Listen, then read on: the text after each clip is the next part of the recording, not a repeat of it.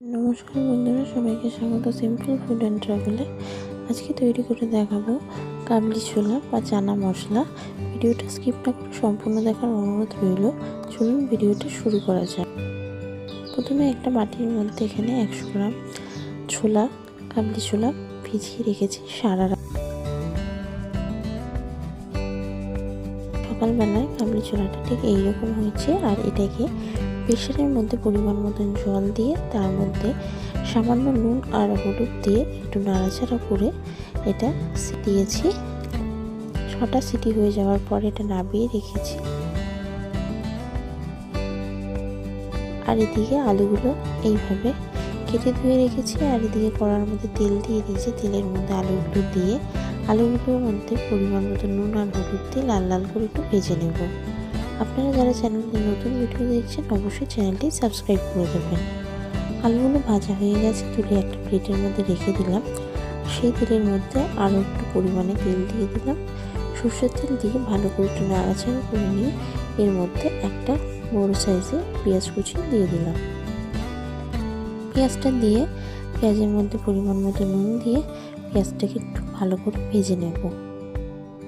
যতক্ষণ এখানে ভাজা হচ্ছে, এবার এর মধ্যে একটু লাল লাল করে ভাজা হয়ে যাওয়ার পরে এর মধ্যে 2 চামচ পেঁয়াজ বাটা দিয়ে দিলাম। দিয়ে আবারও ভালো করে ভেজে নেব পেঁয়াজটা। এখানে প্রায় অনেকক্ষণ ভাজা হয়ে গেছে। এবার এর মধ্যে মিডিয়াম সাইজের টমেটো কুচি দিয়ে দিলাম। দিয়ে তার মধ্যে সামান্য নুন দিয়ে টমেটোটাকে ভালো করে নাড়াচাড়া করে নিচ্ছি যতক্ষণ পর্যন্ত টমেটোটা নরম হচ্ছে। টমেটোটা নরম হয়ে গেছে। এবার এর মধ্যে আদা আর রসুন বাটা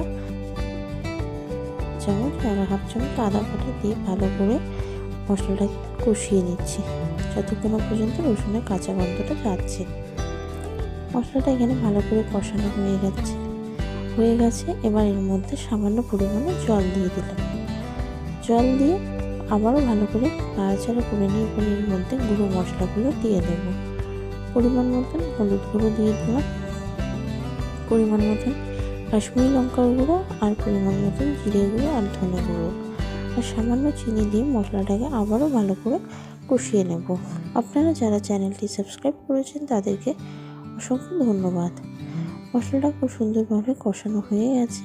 এবার এর মধ্যে সামান্য পরিমাণে জল দিয়ে দিলাম। জল দিয়ে আবারও ভালো করে নাড়াচাড়া করে নিচ্ছি। নাড়াচাড়া করে নেওয়ার পরে এবার ভেজে রাখা আলুগুলো দিয়ে দিলাম।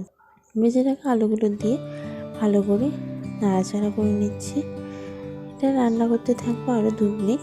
2 মিনিট রান্না করে নেওয়ার পরে এবার এর মধ্যে পরিমাণ মতন 2 চামচ টক দই দিয়ে দিলাম। টক দই দিয়ে গ্যাসের ফ্লেমটা লোতে করে রেখে এবার ভালো করে নাড়াচাড়া করে নিচ্ছি। নাড়াচাড়া করে নিয়ে এবার এর মধ্যে সিদ্ধ করে রাখা কাবলি ছোলাগুলো দিয়ে দিলাম। দিয়ে ভালো করে নাড়াচাড়া করে নিয়ে এবার এর মধ্যে পরিমাণ মতন জল দিয়ে দিলাম। জল দিয়ে এবার ভালো করে মিশিয়ে নিয়ে এটা 5 মিনিট ফুটতে দেব। 5 মিনিট হয়ে গেছে, দেখতেই পাচ্ছেন কতটা সুন্দর গায়ে গায়ে হয়েছে আর আলুটাও সিদ্ধ হয়ে গেছে। এবার এটা নামিয়ে রেখে দেব। এখানে কাবলি ছোলা বা চানা পুরো তৈরি হয়ে গেছে। আপনাদের ভিডিওটা কেমন লাগলো অবশ্যই জানাবেন। আশা করি ভালো লেগেছে। ভালো লাগলে লাইক শেয়ার কমেন্ট করবেন। ওকে সাবস্ক্রাইব করে দেবেন। পাশে থাকা বেল আইকনে ক্লিক করে দেবেন যাতে সবার আগে আপনার কাছে নোটিফিকেশন গিয়ে পৌঁছায়।